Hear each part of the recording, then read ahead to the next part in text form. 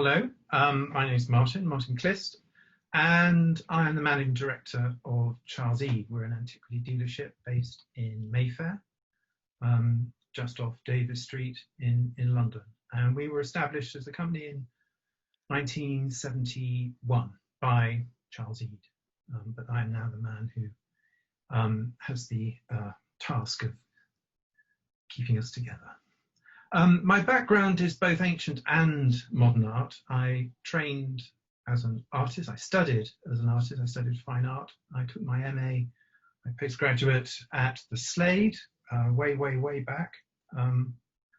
I then worked for a while in the contemporary market, initially with Nicholas Sirota. He was the director of the Whitechapel, and I was the manager. And then later on, I worked for Waddington Galleries and for a while with Cast and Shoot, but both of them contemporary dealerships before moving into the ancient art world. And I worked with an ancient art dealer called Rupert Wace, who's a good friend. One of the things I want to take you around today is the fair. So in a way, it's a sort of walk around. I'm selecting 5 pieces out of 6 dealerships.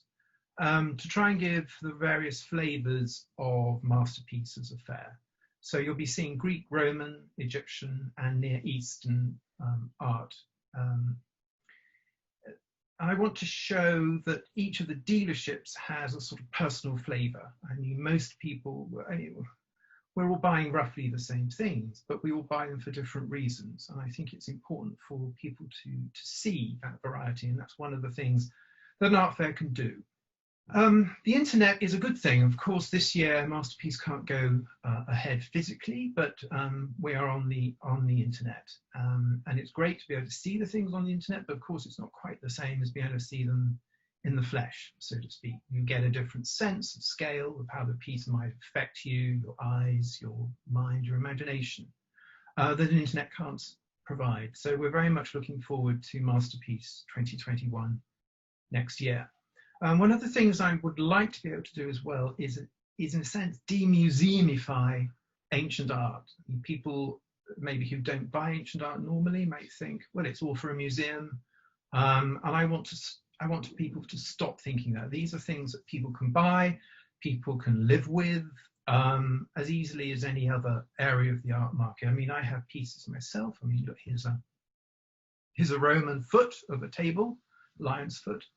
And I've got a head here. Look, there we go. Just taking up its base. That's a Cypriot head from 4th century BC. Anyway, I want people to understand you can buy these things and live with them. And antiquity collecting has been happening as long as people have been producing works of art. And we can particularly see it at the start with Hadrian. Anyway, let us move now on to the first of the objects. So, you may think, what on earth is this? You're talking about Antiquities. Well, this is offered by a gallery called Art Ancient. They're a relatively young gallery, energetic, and they have an eye for lovely things. They also have the widest range of items in terms of years of age that offered by anyone, I think, in the gallery. I mean, I think if their earliest piece is 75 million years old, then the rest of us are pretty hard pressed to beat that. And I think they go up to the 17th century with a gigantic egg. They also offer coins and fossils as well as ancient art. And this piece here is something called, as you can see, a glass collet. And a glass collet is really an enormous lump of glass. I was about to say raw glass, but of course it's not entirely raw. It's offcuts that have been melted together to form a gigantic block, and these could be used for trading.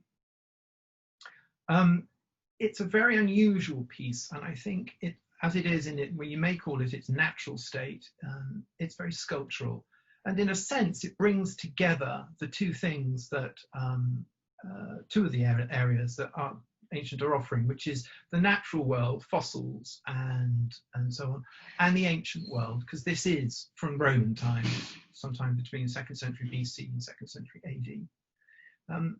The iridescence here is what brings it to life, and it changes, or it would change if we could, as we walk around. It goes from the translucent to the opaque, sort of opening up and closing in front of us as we walk around it, enticing and rebuffing the eye. As I say, it's a raw material that was made to be traded, then melted down, and you could use it to make other objects. It's a large-scale piece, one of the sort of largest, I think, perhaps, that are known, and a bit like glass. I mean, a bit like gold. It was you could take a piece off and then and use just that piece. So there's a whole history of glass, which I don't think we've got time to go into now.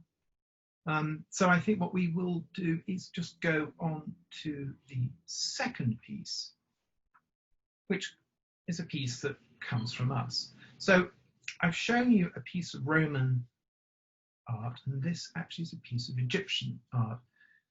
Probably on most of your screens it looks fairly large. Actually, it's tiny. It's 4 inches high. And one of the reasons I wanted to show this piece in particular is because it's made of wood. Not only is it a wonderful piece, but it's made of wood. So far we've seen glass, and now we're seeing wood. And wood is quite rare as a material to be used for well, not to be used as to be found still as an antiquity. And it's nearly always from Egypt. And that's simply because the burial conditions in Egypt allow it to not rot away. It's an organic material, like any textile. Paper or papyrus, they would all rot away, but the very dry conditions in Egypt make sure that this doesn't happen.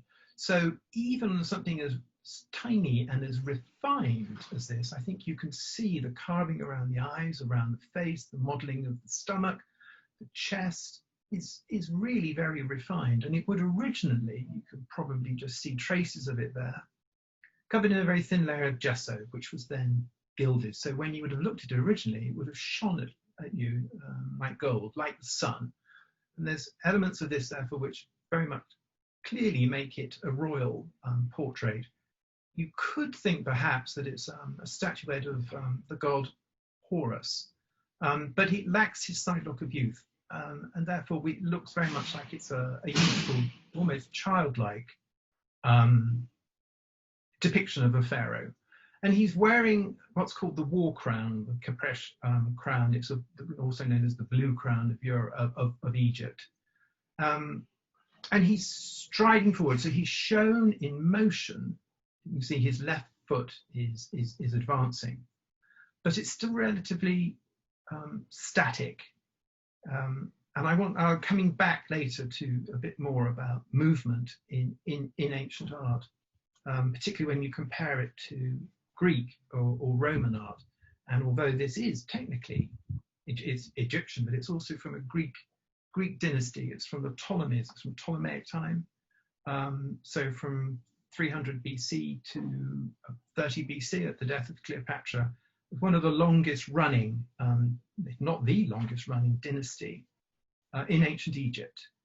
And they took on some of the stylistic traits of ancient Egypt rather than being purely Greek, because the Ptolemies were Greek.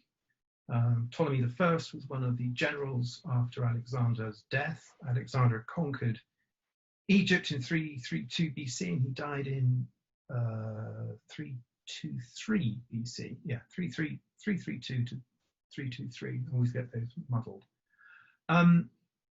Yes, so let's go on to the next piece, please.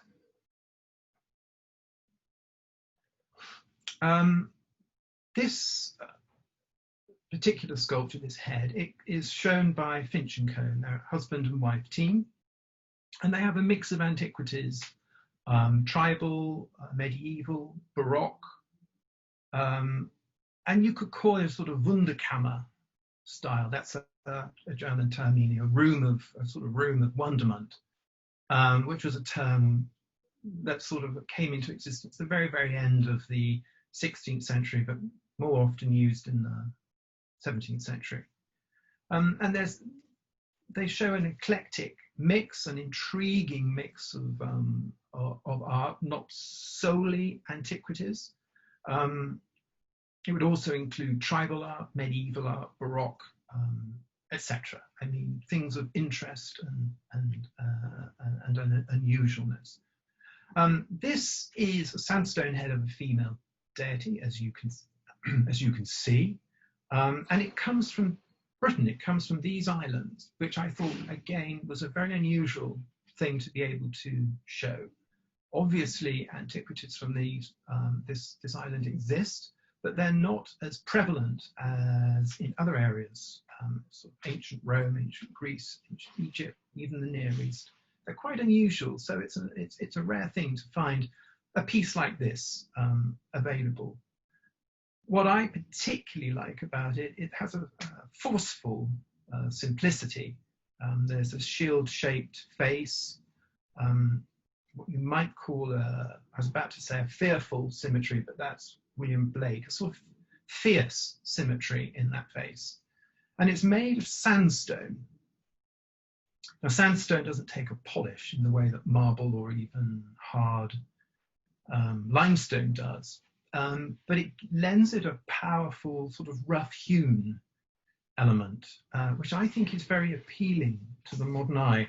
And it's from the Celtic period of British art, very much at the time sort of the Romans were beginning to bring a different aesthetic into Britain. And it's a goddess or a deity possibly associated with water.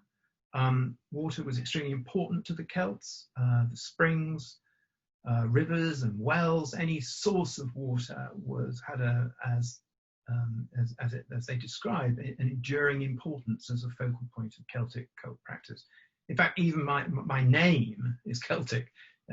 It means clear running water, which makes me sound like a Native American, but I'm not. It's actually Celtic, and there's a river down in Devon called the Clist. So in many respects, the Celts are still very mysterious to us. They didn't leave any written records.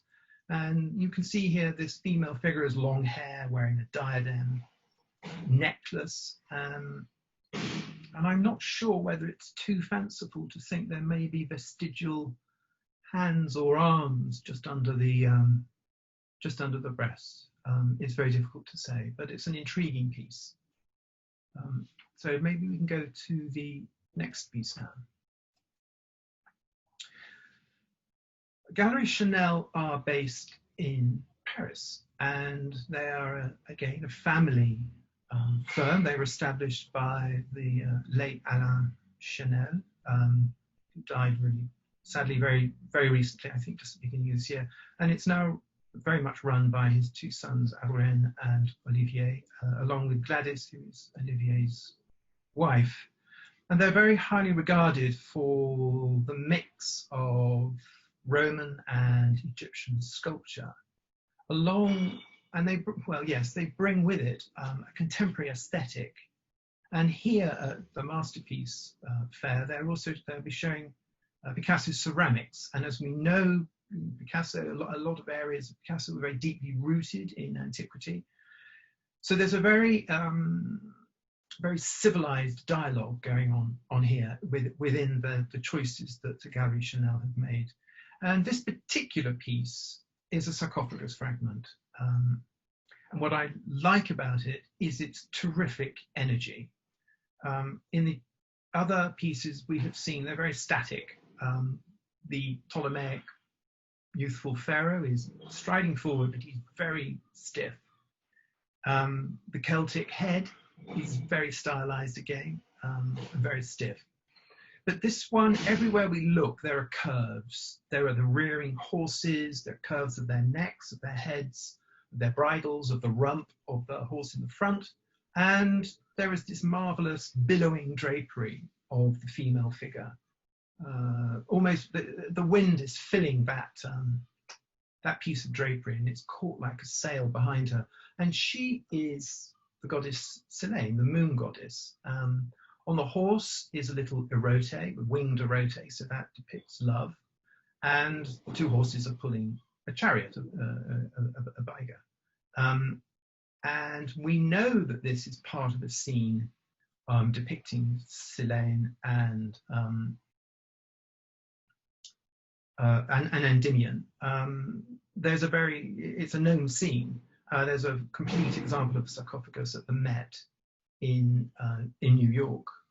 And the story of Endymion is that he was the most beautiful man. We can't see the most beautiful man here, sadly.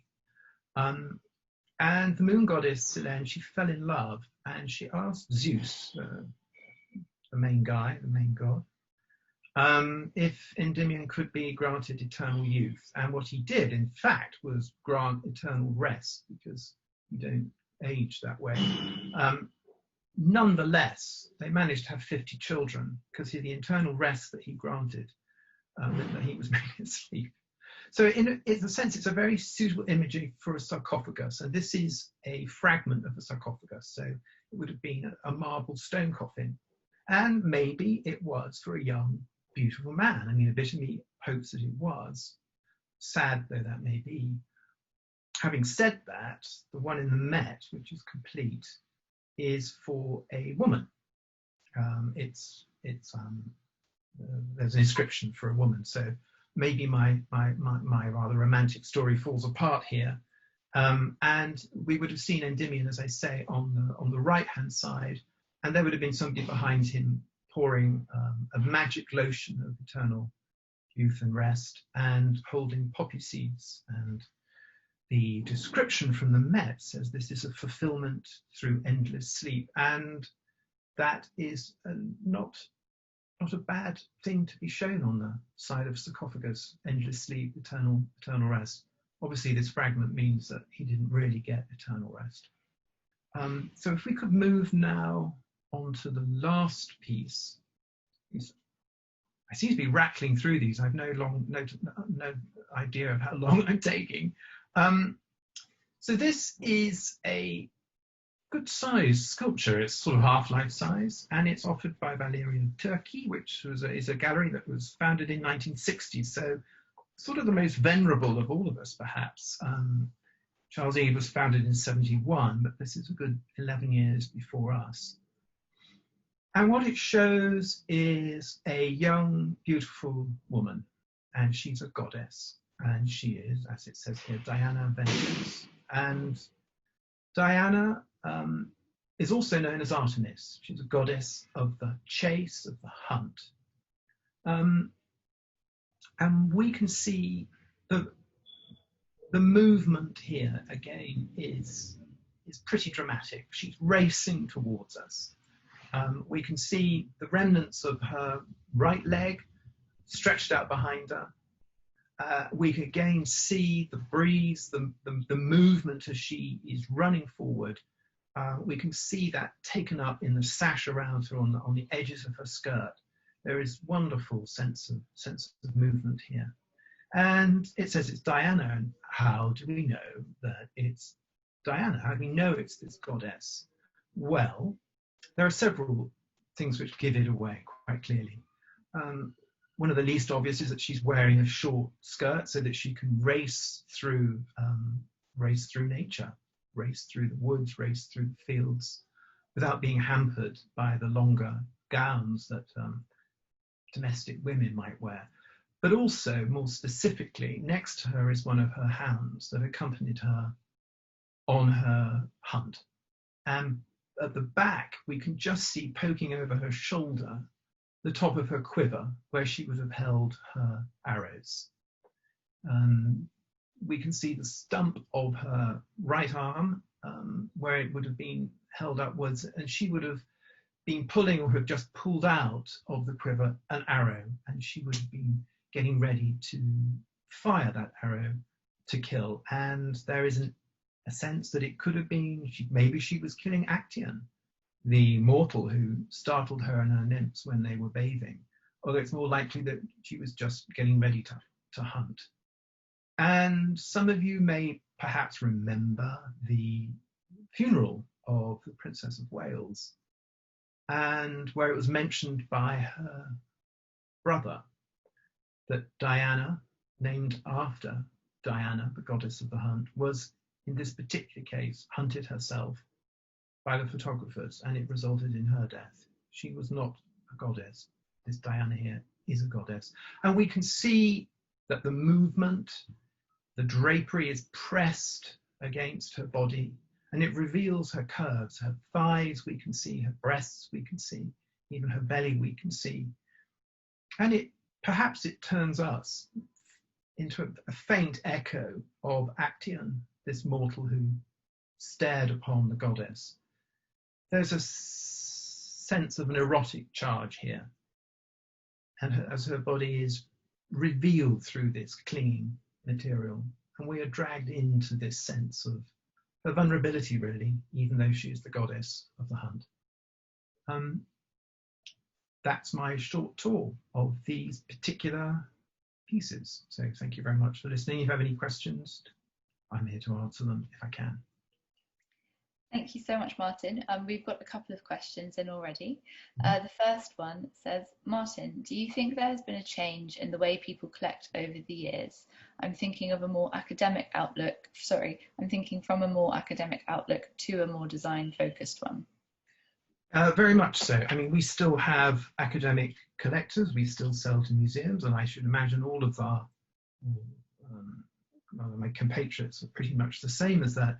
But there's a much stronger sense of people buying for the aesthetic pleasure and the sort of thrill that one can get from owning something that's very, very old.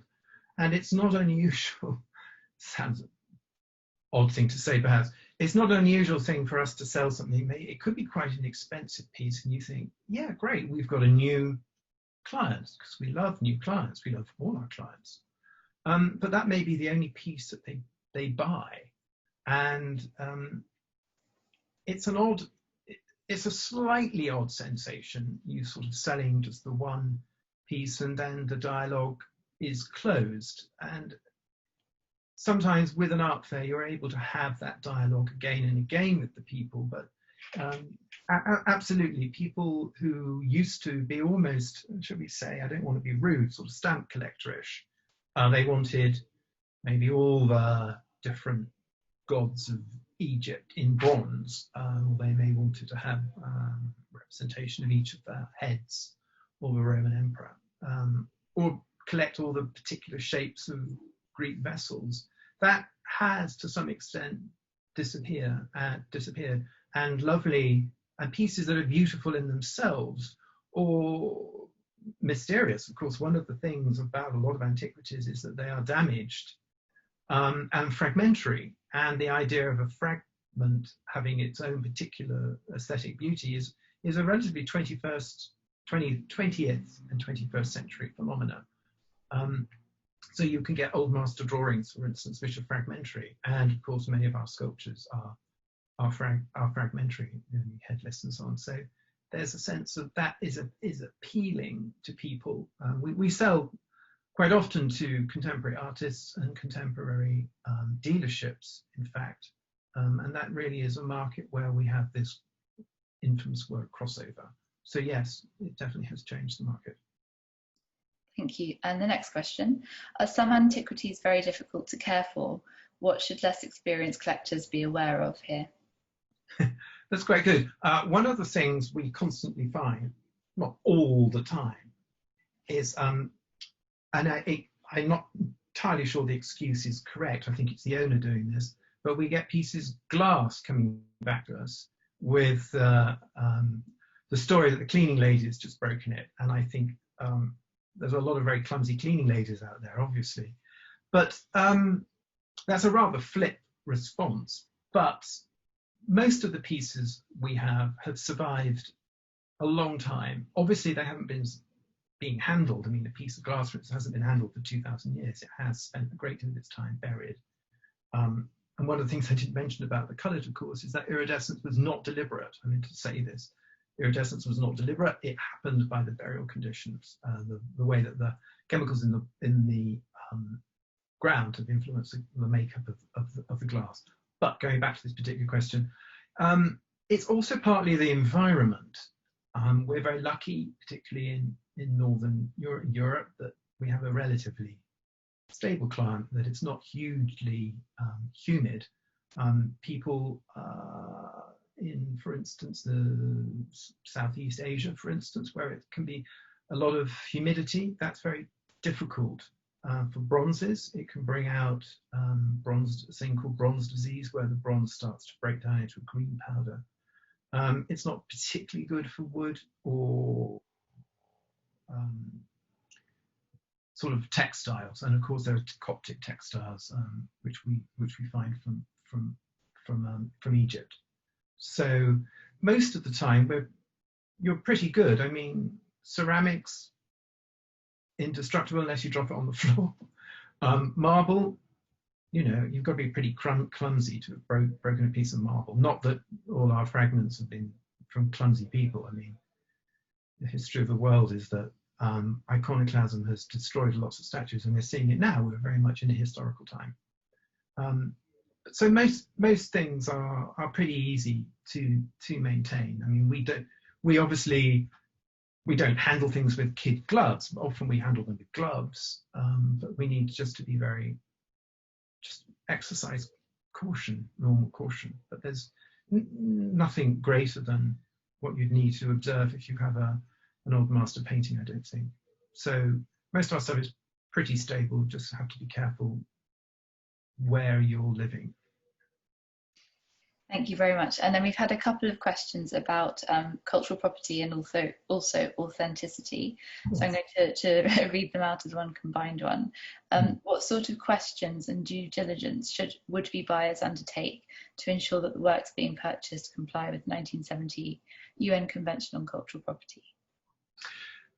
Yes, it's a good question.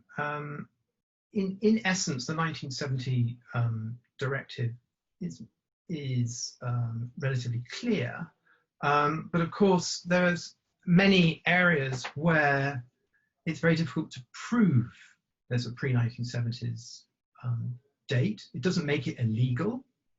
It's mainly that museums themselves wouldn't buy something that you can't prove has been around since prior to 1970.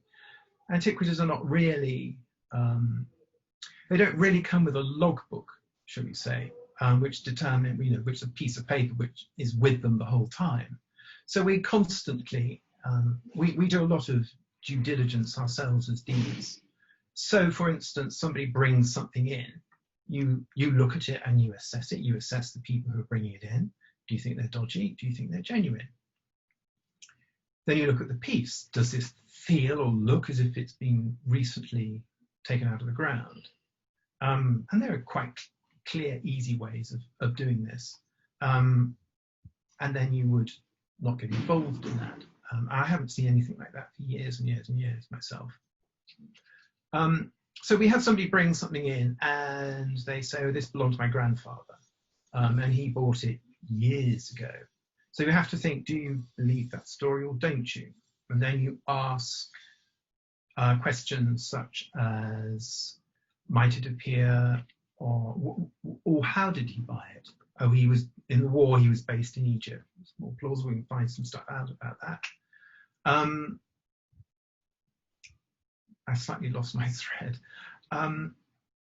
Then you say, ask questions such as, has it appeared on an insurance schedule, for instance? Are there old photographs of the family? Maybe it appears on a bookshelf or at the back of the dining room.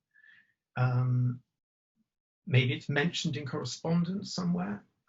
So we constantly ask questions like this. But as I say, it is quite difficult sometimes to prove a 1970s provenance. And we have ourselves then often researched, well, we do a lot of research on the object itself and are able to give back the provenance to a piece. So something I've not mentioned in Charles Eade's presentation is a marble statue of a draped muse or goddess. And we bought this, it hadn't really got huge provenance to it, but it was evident that it had 18th or 19th century restorations to it. And by doing further research, we were able to find that in fact it had a mid-19th century provenance, and I think it had been published in the early part of the 20th century, which is very useful. So one of the things to do if you're a concerned collector is to create a relationship with a dealer that you feel you can trust. That could be down to personality. You see which trade associations they belong to. So we, for instance, along with Galerie Chanel and Art Ancient, we are members of something called IADA, the International Association of Dealers in Ancient Art, and we have to abide by certain rules and regulations. The other thing to do is to buy from dealers who have a high profile, so that they publish lots. And Charles Eade has been publishing catalogues since prior to 1971, when the gallery was set up. It was something called the Folio Society before then. And to buy from art fairs such as Masterpiece or Tafaf, Maastricht, etc., where the pieces are vetted, and part of the provenance of pieces is the provenance there is often vetted as well. So you're much clearer that the piece that you're getting should come to you without any problems. You can't say without any problems, because sometimes these things crop up, and that happens in any field, not just antiquities. There has been a focus on antiquities, and I think we as a discipline have tried to address that maybe faster than some of the other disciplines, but you have to be very careful of authenticity. We've seen that old masters are pretty curious sometimes with whether they're ancient, whether they are as described, whether it's ancient, whether it's cars, wine, anywhere where there is a discipline, where the end result is worth a great deal more money than the raw materials, you're going to get people faking them. Old master drawings, anything. So buyer beware. But the most important thing is to have this sense of trust and camaraderie with dealers you can trust, and go to places that are highly visible, and that's the best thing, really. Thank you. And then final question. There is so much storytelling in these works of art. Can you tell us how we can learn more about the imagery and iconography? Well, yes, there is. I mean, the last two pieces, particularly the two Roman pieces, there are big stories there. There are myths from the ancient world. And even with the little wood pharaoh that we saw, I briefly touched upon the god Horus. Again, there's a whole history of these gods. They're multifaceted. They were around for hundreds and thousands of years. And during those hundreds of and thousands of years, their meaning changed. So Horus early on has a different aspect to Horus from the late period, 600 to 300, slightly different. He carries a slightly different meaning. And the same is with the stories of the gods and goddesses. We saw in both of those Roman pieces Greek gods and goddesses. So Diana was Artemis from the Greeks. So when I was at school, I read about the myths of, I think it was called the glory that was Rome, also, or the glory that was Greece. I started off reading really quite simplistic books when I was 10 and 11. The history of the Trojan Wars and so on, and the discovery of the tomb of Tutankhamun. They all lend a romantic element to the world of antiquity. But I'm afraid one of the tiresome things is to Google. Don't take everything as gospel that you find in Google or on Wikipedia, but it's a helpful start, and you'll begin to see how multifaceted many of these stories are. And it's something we've rather lost. The whole element of shared stories has fallen away in the 20th century. I mean, Picasso was perhaps the last one who could sort of do this with any vigor and vitality. Nowadays, we're much more on the biography of the individual artists. So it's driven from their own personal stories rather than the mythic stories. And in fact, the whole sense of Christian story making, which went on for, best part of 1500 years or more, that's really fallen by the wayside. I don't think you see any Christian related art particularly that has any real oomph to it. So nowadays, I suppose the epitome of the personal you'd find in Tracy Emin's bed, and that's her story. That's her, in the intimacy there is her story, and perhaps at the same time her own myth making.